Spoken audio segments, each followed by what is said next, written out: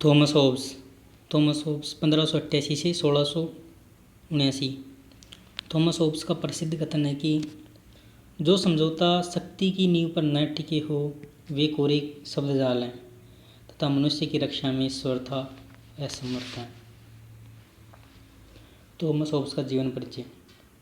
Hobbes का जन्म 5 अप्रैल 1588 को इंग्लैंड के मालबरी नामक स्थान पर हुआ था। होब्स के जन्म के समय स्पेन की जल सेना ने ब्रिटेन पर आक्रमण कर दिया था, जिसे अरमाड़ा का युद्ध कहा जाता है। अरमाड़ा स्पेन के जहाजी बेड़े का नाम था।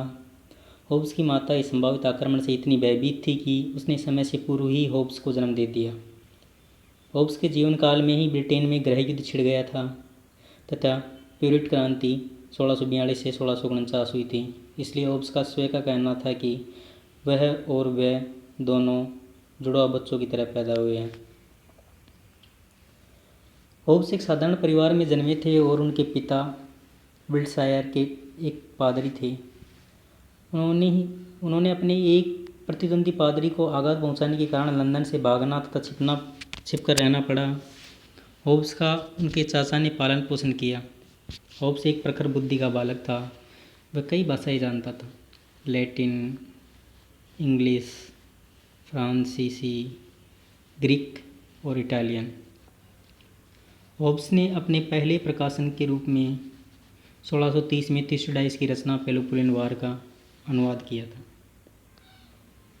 बाद में होब्स चार्ल्स स्टीवर्ट के राजकुमार विलियम केवेंडिश का ट्यूटर बन गया और केवेंडिश परिवार के संरक्षण में ही रहता था। अपने पहले संरक्षक की मृत्यु के उपरांत होब्स ने दूसरे अर्ल ऑफ डेवनशायर के ट्यूटर बनने के बाद में तीसरे अर्ल के शिक्षक के रूप में उनके साथ पूरे यूरोप का भ्रमण किया। इसी महाद्वीपीय यात्रा में उनका परिचय गैलीलियो से हुआ। इस प्रवास के एक संस्मरण के रूप में यह उल्लेखनीय है कि इसी में उन्होंने यूक्लिड की पुस्तक की एक थ्योरम सुलझाने के लिए मिली थी, जिसके कारण ही होब्स को ज्यामिति से लगाव हो गया। विदेश भ्रमण के बाद 1637 में जब होब्स वापस इंग्लैंड लौटा तो देश गृह युद्ध की सीमा पर खड़ा था। उन्होंने राजतंत्र के समर्थन में कुछ पुस्तकें लिखी, जिसके कारण वो दुविधा में फंस गए और अपनी जीवन सुरक्षा के लिए पेरिस चले गए। होब्स के गृह युद्ध और 17वीं शताब्दी के वैज्ञानिक क्रांति के युग में सक्रिय थे। होब्स इंग्लैंड के गृह युद्ध और 17वीं शताब्दी के वैज्ञानिक क्रांति के युग में सक्रिय थे।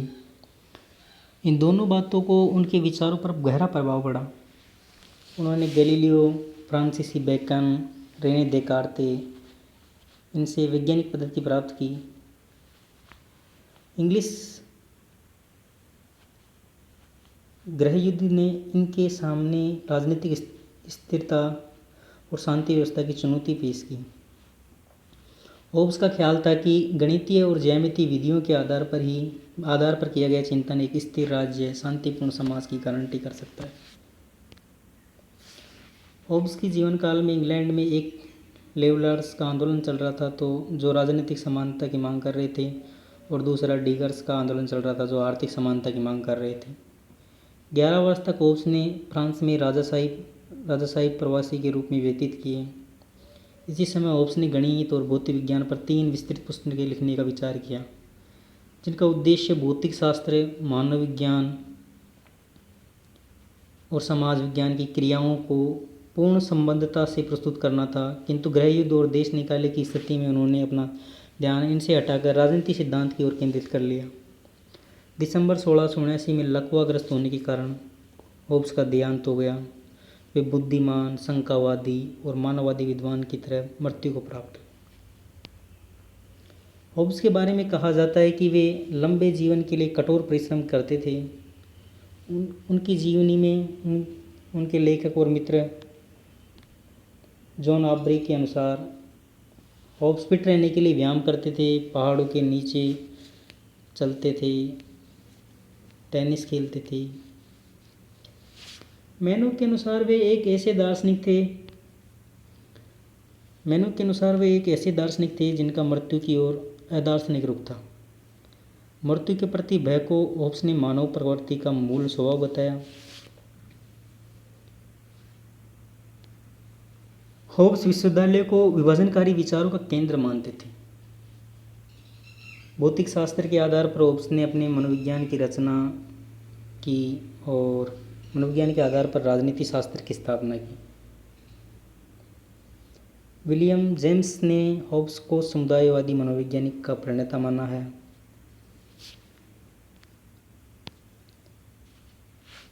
होब्स की रचनाएं। होब्स का पहला प्रकाशन थ्यूसिडाइस हिस्ट्री ऑफ द पेलोपोलियन वार 1929 का अंग्रेजी अनुवाद था। इनकी पहली पुस्तक थी थ्यूसिडाइस जो 1630 के लगभग लिखी गई। इसमें ग्रीक एथेंस का इतिहास है। थ्यूसिडाइस लगभग 500 ईसा पूर्व एथेंस निवासी इतिहासकार था जिसने एथेंस व स्पार्टा के मध्य हुए युद्ध का एक प्रसिद्ध पुस्तक लिखी थी, पेलोपोनियन युद्ध। होब्स ने होमर के ग्रंथ इलियड और ओडिसी का भी अंग्रेजी में अनुवाद किया है। एलिमेंट्स, इसकी दूसरी पुस्तक है elements of law 1640।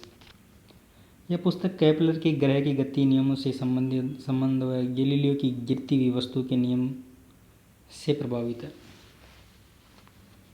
Elements of law में ही लोग पार्लियामेंट में अपने मालिकों और सहयोगियों का समर्थन किया इसने।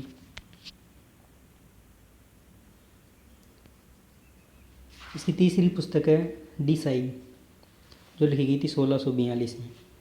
डिसाइव को उन्होंने बाद में अंग्रेजी में ट्रांसलेट कर philosophical rudiments concerning government and society के नाम से छपवाया। इसमें संप्रभुता की परिभाषा एवं उसका स्पष्टीकरण है। डिसाइव में ही उन्होंने प्राकृतिक अवस्था के बारे में सर्वप्रथम यह कहा था कि बेलुम ओमनियम कॉन्टेरा ओमिनेस, सबका सबके खिलाफ युद्ध। होब्स ने अपनी महान रचना मैग्नम ओप्स लिखने की जो योजना तैयार की, इस योजना पर क्रमशः 3 चरणों में कार्य होना था। प्रथम चरण में मैटर ऑफ बॉडी, द्वितीय चरण में ह्यूमन नेचर और तीसरे चरण में सोसाइटी का निर्माण। पर ब्रिटेन में ग्रहित दृष्टि जाने के कारण उन्होंने पहले तीसरा भाग लिखा जो 1642 में पेरिस में लिखा गया डिसाइव नाम से। फिर लिखा गया डी कॉर्पोरे 1655 में और फिर लिखा गया डी ह्यूमिनी 1658 में। होब्स ने लिखी इस तरह की 3 प्रसिद्ध पुस्तकें हैं। डिसाइव यह मानव समाज पर है, डी कॉर्पोरे ये मानव देह पे है और डी ह्यूमिनी ये मानव प्रकृति पर लिखी गई है। तीनों मूलतः लैटिन भाषा में लिखी गई थी। इनमें 3 विषय हैं, शरीर, मनुष्य और नागरिक। इनकी चौथी पुस्तक डी कॉर्पोरे 1655 में लिखी गई। इस ग्रंथ में होब्स ने प्राकृतिक अवस्था का विवेचन प्रस्तुत किया है और यह भी स्पष्ट किया है कि जनता को संप्रभु शासक का विरोध क्यों नहीं करना चाहिए। डी कॉर्पोरे में होब्स का तर्क है कि विज्ञान का कार्य है विभिन्न प्रकार की शारीरिक गतियों को समझना। प्रत्येक मनुष्य का शरीर घड़ी की तरह जटिल यंत्र है। हड्डी स्प्रिंग है, नसें तार हैं, जोड़ टायर हैं जो गति देते हैं। इंद्रियां बाहरी संवेदनाओं से प्रभावित हो गति करती हैं। जो गतियां व संवेदनाएं आनंद देती हैं वे फेलिसिटी उन वस्तुओं को जिनको पाने की आदमी समय समय पर इच्छा करता है को पाने में निरंतर सफलता कहलाती हैं। जो दर्द देती हैं वे होते हैं इविल। और गुड और इविल का आनंददायक व दर्दनाक के अलावा और कोई अर्थ नहीं है। इस प्रकार होब्स भौतिकवादी व सुखवादी थे। होब्स का कहना है कि प्रत्येक व्यक्ति सुख की ओर आकर्षित होने वाला तथा पीड़ा से दूर रहने वाला एक आत्मनियंत्रित यंत्र से अधिक और कुछ नहीं है। बाद में बेंथम ने भी उपयुक्तवाद में इसे स्वीकार किया है। होब्स कहता है कि ज्ञान का अंत शक्ति है, ज्ञान का अंत ही शक्ति है। एक पुस्तक थी इसकी डी होमाइन जो 1658 में लिखी गई थी। और छठी पुस्तक थी इसकी बेमौत, 1670 में लिखी गई थी। बेमौत में ब्रिटिश गृह युद्ध के कारणों का इतिहास है, जिसे लोक पार्लियामेंट के रूप में भी माना जाता है। तथा इसी से संबंधित एक और ग्रंथ लिखा, the questions concerning liberty necessary and chance. सामाजिक संघर्ष के बारे में बेमौत में होब्स ने इनके कारणों के वे दल बताए जो समाज से नागरिकों को अलग करते हैं, जैसे पादरी, रोमन कैथोलिक्स और शहरी व्यापारी। लेकिन elements of law, the CV और लेवियाथन में उन्होंने दलों को नहीं बल्कि लोगों को समस्याओं की जड़ बताया है।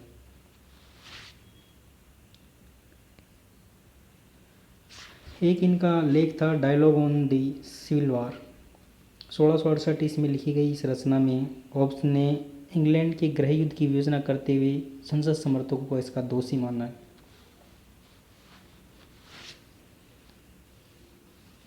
एक इसकी प्रसिद्ध रचना है लेवियाथन, जो 1651 में लिखी गई थी। लेवियाथन का दूसरा शीर्षक है the matter, form and power of a commonwealth, ecclesiastical and civil. Leviathan का शाब्दिक अर्थ है तिलिगम, जो एक समुद्री राक्षस होता है। होब्स ने लेवियाथन का नाम बाइबिल से लिया है। लेवियाथन को 4 भागों में बांटा है। पहला भाग है मानव से संबंधित, दूसरा कॉमनवेल्थ से संबंधित, यहाँ कॉमनवेल्थ का मतलब है राज्य। तीसरा है ईसाई कॉमनवेल्थ से संबंधित, धर्म और राज्य से। चौथा है निरंकुश राज्य से संबंधित। ये लेवियाथन पुस्तक का ऊपरी पृष्ठ है, जिसमें एक राक्षस को दिखाया गया है जिसके एक हाथ में तलवार और एक हाथ में गदा है। तलवार कॉमनवेल्थ का प्रतीक है, राज्य का, और गदा धर्म का प्रतीक है। लेवियाथन के 4 भाग। पहले भाग में इन्होंने अरस्तु की परंपराओं का खंडन किया है। अरस्तु कहता था कि मानव एक सामाजिक प्राणी है और राज्य एक स्वाभाविक संस्था है। इन दोनों विचारों का खंडन लेवियाथन के पहले भाग में होब्स ने किया है। दूसरा भाग है सामाजिक समझौते और उस पर आधारित राज्य संबंधित विचारों द्वारा राजशाही और संसद दोनों के समर्थकों का विरोध। ऐसे शक्तिशाली नश्वर दैत्य का समर्थन जिसे राज्य में एकमात्र शक्ति प्राप्त हो। तीसरा और चौथा भाग चर्च पर भीषण प्रहार है, जो कि ब्रिटिश से फ्रांसीसी दमनकारियों की नाराजगी का कारण बना। होब्स ने लेवियाथन के प्रथम भाग में अरस्तु की विचार परंपराओं का खंडन किया कि मानव सामाजिक प्राणी है, राज्य एक स्वाभाविक संस्था है। होब्स राज्य को प्राकृतिक और स्वाभाविक नहीं बल्कि कृत्रिम मानता है। लेवियाथन होब्स की अमर कृति है। इसमें प्यूरिट क्रांति 1642 से 1649 व 1649 में ब्रिटिश सम्राट चार्ल्स प्रथम की फांसी के बाद उत्पन्न हुए सामाजिक और राजनीतिक संघर्षों का प्रतिबिंब है। लेवियाथन में व्यक्ति व राज्य, होब्स राज्य को कॉमनवेल्थ कहता है, धर्म व राज्य के आपसी संबंधों का वर्णन है। लेवियाथन के एक हाथ में तलवार है जो राजसत्ता का प्रतीक है, जबकि एक हाथ में दंड है जो धर्म सत्ता का प्रतीक है। इसका तात्पर्य है कि धर्म सत्ता राज्य सत्ता से अधीन है, चर्च राज्य के अधीन है। कॉमनवेल्थ राजनीतिक व धार्मिक, लौकिक व पारंपरिक दोनों मामलों में सर्वोपरि है। होब्स ने मध्ययुगीन पंडित्यवाद का पूर्णतः खंडन कर धर्म को राज्य सत्ता के अधीन किया। होब्स ने ऑक्सफोर्ड विश्वविद्यालय में प्रचलित स्कोलास्टिक पद्धति का जोरदार खंडन किया, क्योंकि स्कोलास्टिक पद्धति द्वारा धर्म मान्यताओं को तार्किक रूप से प्रमाणित किया जाता था। होब्स कहता है कि चर्च कॉमनवेल्थ के अधीन अन्य संघों जैसा ही संघ है। होब्स पोप के पद का मजाक उड़ाते हुए कहता है कि पोप रुग्ण रोमन साम्राज्य का भूत है, वह भूत उस साम्राज्य की कबर पर बैठा हुआ है। होब्स का ख्याल था कि धर्म निजी मामला है, उस पर उसके सार्वजनिक पहलुओं को पूरी तरह से राज्य के नियंत्रण में होना चाहिए। होब्स कहता है कि धर्म एक निजी मामला है, अगर वह सार्वजनिक होता है तो उसके सभी मामलों पर राज्य का नियंत्रण होना चाहिए। होब्स का ख्याल था कि धर्म निजी मामला है, पर उसके सार्वजनिक पहलुओं को पूरी तरह राज्य के नियंत्रण में होना चाहिए। राज्य का मुखिया ही चर्च का मुखिया होना चाहिए। बाइबल जिस मामलों में स्पष्ट निर्देश नहीं देती, वहाँ राज्य के मुखिया का निर्देश अंतिम समझा जाना चाहिए। अपने इन्हीं विचारों के कारण होब्स ने कैथोलिक चर्च को अंधकार के साम्राज्य की संज्ञा दी, क्योंकि वह अपने अनुयायियों से राज्य के प्रति वफादारी से भी परे जाने वाली वफादारी की मांग करता है। उन्होंने शुद्धतावादियों प्यूरिटन के खिलाफ आवाज़ उठाई, जो अंतःकरण के आधार पर राज्य के खिलाफ खड़े होने की अपील करते थे। धर्म के साथ साथ होब्स ने नैतिकता को भी बिल्कुल भी महत्व नहीं दिया। होब्स का प्रसिद्ध कथन है कि स्वयं को पढ़ो, अर्थात नैतिकता अनैतिकता सापेक्ष होती हैं, इनका मानदंड स्वयं मनुष्य है। माइकल ऑक्सफोर्ड ने इस पुस्तक को महान बताते हुए लिखा है कि लेवियाथन अंग्रेजी भाषा में रचित राजनीतिक दर्शन की महानतम, शायद एकमात्र महानतम रचना है। कुछ विचारक हैं जो होब्स की आलोचना ही करते हैं, जैसे क्लेरेंडन, काउली, सर रॉबर्ट फिल्मर, व्हाइटहॉल, ये सभी होब्स की आलोचना करते हैं। वेपर कहता है कि लेवियाथन न केवल संप्रभुता के सिद्धांत और राज्य के कृत्रिम दृष्टिकोण का शक्तिशाली प्रतिपादन है, बल्कि यह व्यक्तिवाद की भी जोरदार अभिव्यक्ति है। वोलिंग कहता है कि होब्स की रचना के मुख्य पृष्ठ पर उसके सिद्धांत का सार मिलता है, जिसमें व्यक्तिवाद व शक्तिशाली सार्वभौम शासक का महत्वपूर्ण तत्व है।